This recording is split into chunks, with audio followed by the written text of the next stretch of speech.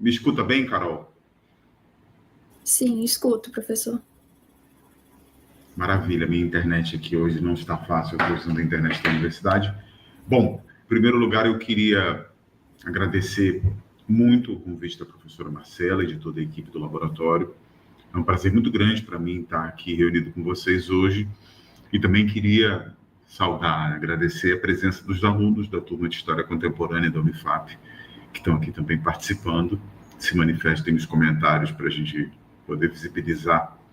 Pessoal, eu vou falar com vocês dentro de uma perspectiva que é uma perspectiva interdisciplinar. Tem muito a ver com a fala do professor Igor, tá? Eu vou até pedir licença a vocês para fazer a minha apresentação. Tudo bem, Carol? Posso fazer aqui? Sim, com certeza. Vou compartilhar aqui. Pronto. Aquela telinha do Canva já está compartilhando? Bom, basicamente, gente, além de agradecer muito vocês, eu falo, como a Carol me apresentou, como professor da Universidade Federal do Amapá. Eu sou do Rio de Janeiro, estou aqui no Amapá há 15 anos como docente da Universidade Federal, com um trabalho em vários segmentos. Já fui secretário municipal de inovação no município de Santana, no Amapá, um prazer enorme. Trabalhei também no núcleo de inovação da universidade, no editor universitário, enfim, servi em vários postos, e isso me fez ter uma formação muito interdisciplinar, além da minha própria formação, que é na área da história comparada contemporânea na Universidade Federal do Rio de Janeiro. E o que eu queria falar com vocês hoje tem tudo a ver justamente com esse viés da interdisciplinariedade, tá? Que é algo muito típico dos historiadores contemporanistas. Eu queria conversar com vocês hoje sobre a questão da circularidade, das estratégias circulares, que fazem parte de um campo de discussões, de atuações, que são muito típicos do que é chamado de economia circular, né? Cabe mostrar para vocês aqui que essa fala não é uma fala solitária. Ela é uma fala que representa um trabalho sendo feito no laboratório do FAP Digital, que eu sou coordenador científico, que envolve o mestrado do Profinit, envolve o Centro de Recondicionamento de Computadores da Unifap, envolve o apoio fundamental que o Ministério da Integração e do Desenvolvimento Regional vem dando para o nosso laboratório do FAP Digital por meio do projeto Recicla, que eu vou falar no finalzinho com vocês. Como eu falei para vocês, eu sou graduado mestre e doutor em História na Unifap, na UFRJ, professor desde 2012 na Unifap, e atuo muito na esfera pública, não só a partir dessa experiência que tive como secretário de Ciência e Tecnologia, de Inovação, no município de Santana, mas também nos meios de comunicação públicos. E agora que eu estou voltando a atuar em nível de pós-graduação, buscando meu... acho que isso também é uma coincidência com a fala da Daniele, com os colegas da computação, que são colegas que têm um interesse muito grande nessa discussão da interdisciplinariedade das estratégias para o desenvolvimento de inovação baseado em conhecimentos que nós das humanidades temos. Então, o Igor foi muito certeiro quando ele disse que o historiador, o cientista social, o cientista humano como um todo tem uma contribuição muito relevante para dar para outras áreas do conhecimento, assim como eles também têm contribuições muito relevantes para a gente. Então, hoje eu sou coordenador do mestrado em inovação da universidade. E o objetivo do que eu vim conversar com vocês hoje, do que eu vim apresentar, é justamente buscar conectar esses conhecimentos que são hoje muito bem distribuídos e muito sistematizados pelas áreas das engenharias, da computação, que estão liderando uma revolução tecnológica, e como nós, das humanidades, podemos contribuir, especialmente do ponto de vista de estratégias criativas de desenvolvimento institucional e coletivo, tá? Nós, ao contrário do que a gente supõe, somos estudiosos de uma pleia de assuntos, de uma variedade de possibilidades que é muito, assim, muito ampla, né? E nesse sentido, quando a gente é convidado, quando a gente é instado a fazer parte desses debates, os colegas das áreas das exatas, da saúde, têm um respeito muito grande por nós, justamente porque a gente tem essa capacidade de olhar a transversalidade, a profundidade, as diacronias, sincronias, enfim, as possibilidades das relações humanas no tempo, sabendo que algumas generalidades podem ser observadas, algumas singularidades. Então, a gente vem da história, mas a gente, como diz aquela coleção de livrinhos, estuda a história, né? Então, a gente pode colonizar e ser colonizado por várias áreas do conhecimento, a gente sabe muito bem disso, e eu acho que isso é bem legal. Eu falo do Amapá, como vocês estão já apresentados aqui, o Amapá que fica nesse lugarzinho, bem no meio aqui do mapa que eu estou mostrando para vocês, tá? O estado do Amapá é um estado com uma localização estratégica bastante relevante, porque é um estado que está num território na margem, numa das margens do Baixo Amazonas, do estuário Marajoara, com uma conexão entre dinâmicas muito interessantes. A gente tem uma relação muito forte com a Amazônia Ocidental, ao mesmo tempo que está localizado na Amazônia Oriental. Fazemos fronteira com um país que tem uma certa atipicidade na América do Sul, que é a Guiana Francesa, que na verdade é França. Temos uma relação muito próxima com a questão ambiental, por conta do fato de que boa parte dos experimentos da época da ECO 92 de planejamento e desenvolvimento ambiental baseados em sustentabilidade tiveram no Amapá um grande laboratório. O grande plano de desenvolvimento sustentável do Amapá foi parte disso. A gente tem uma relação, por outro lado, de inserção tardio periférica no sistema federativo nacional. Fomos território federal, assim como Roraima foi até 1988, então essa é uma história compartilhada entre nós. E do mesmo jeito que em Roraima eu sei que é uma realidade, nós somos um estado muito cosmopolita, há pessoas de todos os lados. Na verdade, nós compartilhamos não só essa experiência histórica, mas o fato de que fazemos parte da região das Guianas, né? Que é uma região muito cosmopolita, com gente de tudo que é lado do mundo, vindo, diversas culturas. Então, a gente está num caldeirão amazônico, de fronteira com o Caribe, de proximidade com essa Amazônia equatorial, com esse Brasil equatorial, com essa América do Sul equatorial. E isso possibilita, em última hipótese, que a gente tenha horizontes de possibilidades de desenvolvimento muito interessantes, muito distintivos, muito peculiares. Que eu não vou entrar no mérito aqui, senão a gente vai até 2080. Queria virar essa página para vocês para falar um pouquinho sobre o que a gente entende que é economia circular. A economia circular, basicamente, pessoal, do ponto de vista de um conceito, é um modelo de produção e consumo que visa manter os materiais em uso e reduzir desperdício, tá? Os 3 princípios clássicos da economia circular, que é uma espécie de doutrina, mas também tem um fundo filosófico muito forte, estão baseados na seguinte premissa: ampliar o ciclo de vida de produtos, aproveitar resíduos e criar um modelo de produção e de consumo mais eficiente e sustentável, para fazer com que a gente quebre com o paradigma da economia linear. O que seria economia linear? É a economia que a gente extrai da natureza, produz, consome e devolve para a natureza como lixo ou como resíduo. Quando um produto chega no fim de uma vida útil, no nosso modelo capitalista dos últimos 250 anos, a gente segue rotineiramente a lógica de que a gente vai simplesmente jogar no lixo, pegar, fazer, consumir e jogar fora. E esse modelo não só é um modelo extremamente poluente, como tem se mostrado um modelo que economicamente é inviável, por conta do fato de que ir na natureza extrair matéria-prima tem ficado cada vez mais caro e raro, produzir do zero também é um processo extremamente custoso, consumir de forma inadvertida tem gerado inúmeros problemas do ponto de vista sanitário, do ponto de vista ambiental, do ponto de vista financeiro para as pessoas, e criar lixo é um erro de design, como o pessoal do debate do lixo zero costuma dizer, né? Então, a ideia da economia circular é a ideia de quebrar esse modelo de linearidade e propor que a gente repense, reduza, que a gente reuse, que a gente repare, recondicione, remanufature e, em última hipótese, que a gente até mesmo recicle os produtos. Então, a gente pode pensar que a economia circular é algo que é alternativo à economia linear, isso não resta a menor dúvida, e também pode pensar que a economia circular é algo que pouca gente faz porque é muito caro e muito complexo.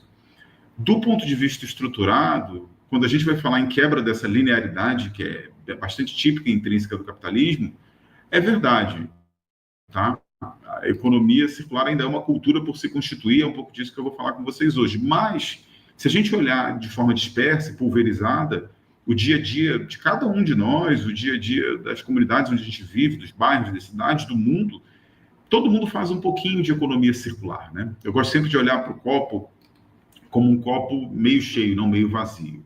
Então, hoje, por exemplo, eu almocei, utilizei talheres, utilizei copos e, quando terminei, utilizei parte dos resíduos orgânicos que me alimentei para colocar dentro de uma... Como eu comi muito, muito direitinho, deu para colocar para o meu cachorro também comer junto, que ele é o meu amigão, e ele almoçou praticamente junto comigo, não gerei desperdício. Aquela louça que eu lavei, imediatamente eu já também devolvi para uma nova lógica de uso, E, por último, se a gente imaginar que a gente pode fazer triagem de lixo, que a gente pode ter coleta seletiva, que a gente pode fazer destinação correta de resíduos, a economia circular ela é uma escala que pode ser ampliada desde os nossos pequenos hábitos, como eu acabei de falar para vocês como exemplo, até hábitos coletivos, até políticas públicas, até uma nova matriz econômica. Então, um pouco disso que a gente está tratando como economia circular, que é um pouco filosófico, claro, porque depende de comportamentos individuais. E, nesse sentido, eu queria já frisar aqui o que o professor Ilu falou, está absolutamente coberto de sentido, porque boa parte da economia circular não se faz com máquinas, nem com softwares, nem com políticas públicas, se faz muito em função de educação ambiental, e aí a história ambiental cumpre um papel determinante. As práticas regenerativas que a educação ambiental estuda são absolutamente determinantes. E, lado a lado com isso, a questão da economia circular ajuda a turbinar esse debate, porque o que está sendo proposto aqui não é só considerar, nesse todo que nós fazemos parte, atores governamentais, academia, atores institucionais, atores empresariais, habitats de inovação, atores de fomento, como esse exemplo aqui da hélice sexto que eu estou mostrando para vocês. Quando a gente está falando de economia circular, a gente está falando de uma possibilidade enorme de gerar sustentabilidade, mas também gerar justiça social e, em última hipótese, de forma muito assertiva, em gerar emprego e renda, que é algo muito importante, é algo muito desejável e é algo que retroalimenta uma dinâmica econômica que se sustenta sem gerar novas dependências, sem gerar inviabilidades e podendo substituir as economias lineares. Então, incentivar a economia circular é incentivar a sustentabilidade, é incentivar formas simbióticas de interação comunitária, é melhorar o mundo e, ainda por cima, a gente gerar condições que as pessoas se mantenham com dignidade, com oportunidades, que as condições materiais delas sejam permissivas com relação a essas práticas, né? Também não adianta, a gente tem visto muito esses debates aqui no contexto da COP, que a gente tem uma série de cobranças por sustentabilidade, mas isso fique ou numa camada governamental, empresarial, que não chega nas pessoas, e, por outro lado, a dimensão social, realmente, das condições de vida. Se a gente tivesse, por exemplo, eu vou falar disso daqui a pouquinho, projetos que ajudassem as pessoas a parar de produzir lixo e, com os seus resíduos, produzissem produtos com valor agregado, inovadores, a gente teria, sem dúvida, uma virada de chave muito grande, tá? A gente tem uma série de tendências que estão acontecendo no mundo de hoje, que se correlacionam com a economia circular. Como historiador que estuda história política, história econômica, história social, por conta desse viés contemporaneista, eu frisaria muito para vocês, de forma bastante sintética, que boa parte dos autores da sociologia e das relações internacionais têm trabalhado com o conceito de que, da mesma forma que no final do século XVIII, em 2 ou 3 momentos entre o século XIX e o século XX, nós tivemos revoluções industriais, nós também temos agora, possivelmente, uma revolução industrial em curso, que está muito relacionada à inovação tecnológica, como vocês devem estar vendo em todo canto. Tem muito a ver com a era do conhecimento da informação, como o Manuel Castro tanto escreveu, e o Hobsbawm também trabalhou enquanto autores no final do século XX. E isso tem se correlacionado cada vez mais com a inovação do ponto de vista do que a gente costuma dizer que são as tecnologias de conhecimento aplicados à era da informação. Então, a gente está falando de internet, está falando de automação, está falando da revolução dos dados, dos sensores, estamos falando aqui da internet das coisas, sem dúvida alguma, de Big Data, e, em última hipótese, a gente está falando também sobre inteligência artificial, é claro. Então, tudo isso, na verdade, são vértices de um grande contexto tecnológico em transformação, que vai, sem dúvida alguma, fazer com que as gerações futuras olhem para a gente como, hipotetizo eu, uma revolução industrial. E, nesse sentido, algumas das áreas de trabalho que a gente poderia atuar, e todo o conhecimento, não sei se é porque eu gosto muito dos mestrados profissionais, gosto muito do conhecimento aplicado, andando lado a lado com o conhecimento teórico, eu mostro para vocês aqui algumas áreas que os estudos mais recentes da área de estudos estratégicos vêm apontando como áreas de interesse em ascensão. Algumas delas podem parecer um pouco distantes para a gente, porque não estão intrinsecamente ligadas a essa área das humanidades, tá? Mas algumas são. E foi muito surpreendente, para contar para vocês, que eu tive nos últimos congressos dos debates acadêmicos, mercadológicos e institucionais do Lixo Zero, né? Que é um movimento global muito interessante, e se fala muito sobre a importância da educação e do conhecimento histórico aplicado à área ambiental, que seria impossível a gente falar numa substituição na direção da sustentabilidade circular, de novas cadeias econômicas socialmente justas e ecologicamente corretas, se nós não tivermos educação ambiental. Então, essas habilidades suaves e cadeias que precisam ser revitalizadas, a promoção da justiça socioambiental e comunitária, a ideia de que a gente pode empreender como cientistas das humanidades e com um conhecimento muito forte devido à nossa relação com as licenciaturas, com áreas pedagógicas e conhecimentos didáticos pedagógicos inovadores, portanto, atuando em projetos educacionais, sociais e culturais envolvendo resíduos, é uma área muito grande, é um filão que ainda está enormemente pronto para ser explorado em todo o Brasil e no mundo.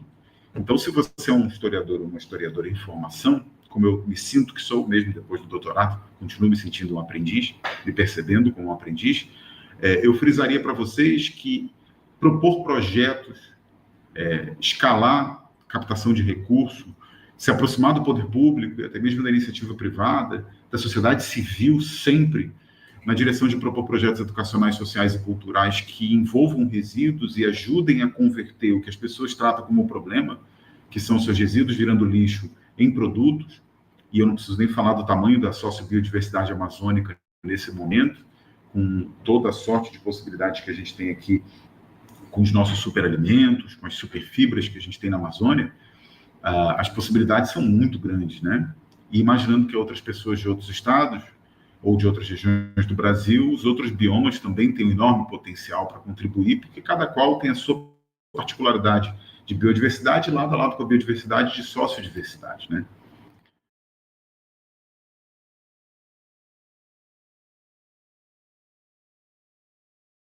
De biodiversidade, lado a lado com a biodiversidade de sociodiversidade, né? Então, a gente não está falando só sobre reciclagem, quando fala em economia circular, que costuma ser um chavão, porque a indústria tem muito interesse na reciclagem, mas pensando numa perspectiva muito mais ampla do que implica economia circular e sustentabilidade para toda a sociedade, a gente está falando em viabilidade econômica, em produção de inteligência coletiva e compartilhada entre as instituições, a sociedade e o mercado, e estamos falando em escalabilidade porque a gente precisa pensar princípios circulares aplicados às novas cadeias de suprimentos globais, que são muito complexas, e estão em crise no momento de hoje. A gente tem uma das grandes crises globais, a crise ambiental. O que a gente está fazendo aqui, para virar mais uma página dessa apresentação, o que a gente está fazendo aqui no Unifap, que eu gostaria de mostrar para vocês, que tem a ver com economia circular. Eu faço parte da equipe liderada pelo professor Rafael Pontes e Cláudia Pereira, do projeto Recicla, que é um projeto do Unifap Digital, que é um laboratório de extensão associado ao governo federal, por meio do Ministério da Integração e do Desenvolvimento Regional, que financia a promoção de um projeto voltado para viabilizar, capacitar e fomentar e até mesmo acelerar projetos ligados à economia circular no estado do Amapá. Então, a gente tem um QR Code aqui para vocês conhecerem mais, inclusive levando para o nosso Instagram. Eu queria muito convidar vocês para conhecer esse projeto, porque é um projeto que está pensando justamente a criação de uma cultura, a aproximação dos atores, a capacitação das pessoas e principalmente o fomento e a viabilização de projetos aqui do Estado, como um piloto, para pensar, quem sabe, no futuro toda a Amazônia, na direção dessa questão da economia circular como algo viável e efetivo, né?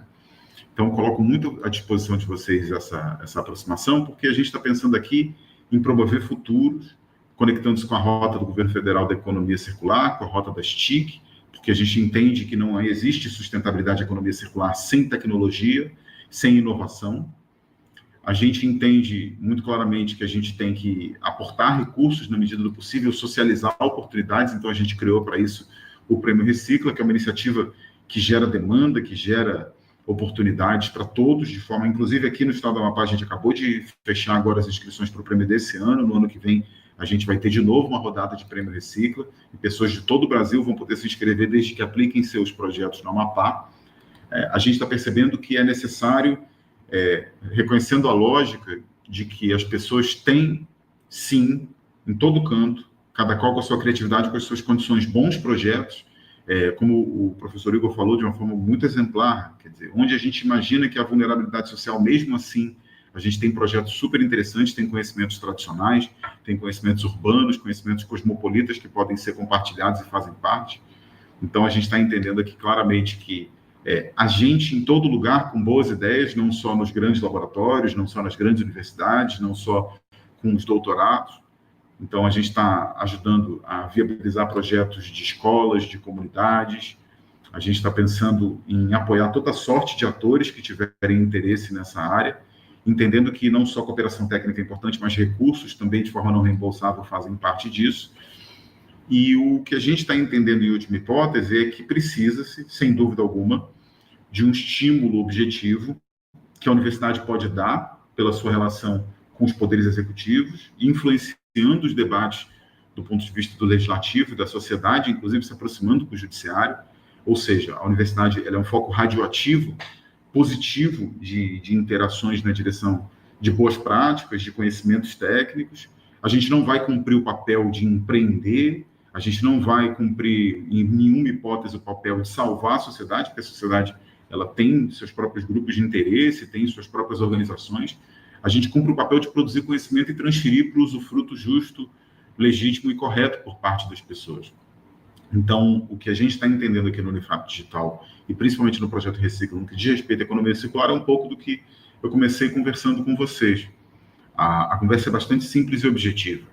A gente compreende claramente que a universidade tem um papel a cumprir na direção de produzir conhecimento. Isso não diz só respeito à área da economia circular, todas as áreas podem influenciar e ser influenciadas positivamente, mutuamente, inclusive, por debates em prol da sustentabilidade. A história ambiental cumpre um papel extremamente importante quando se torna aderente a práticas extensionistas, né? E o que eu queria dizer para vocês é que nós estamos, obviamente, à disposição para conversar. Queria novamente agradecer muito, mas muito mesmo, pela gentileza, pelo carinho da professora Marcela, de toda a equipe, da Carol, que nos convidaram aqui para falar um pouquinho sobre o que a gente faz na Unifap. E eu não me sinto uma pessoa falando do que faço, mas uma pessoa contando o que a gente faz. E queria dizer que iniciativas como essa, que estão sendo desenvolvidas na Universidade Federal de Roraima, no curso de História, pela professora Marcela, pela Carol, por toda a equipe, pelo Igor, pela Daniele, são extremamente importantes, e a gente dialogar que é o caminho para fazer as coisas darem certo, né? Justamente cumprindo o nosso papel social, né, professora Marcela, que é o de socializar conhecimentos e, principalmente, aprender uns com os outros. Então, fico muito feliz, espero ter ajudado, mostrado algumas coisas que geram perspectivas. Acho que é um pouco do papel nosso como acadêmicos, gerar horizontes para os jovens, né? Abrir possibilidades, socializar conhecimentos, e me coloco à disposição para tudo que vocês precisarem eu puder ajudar.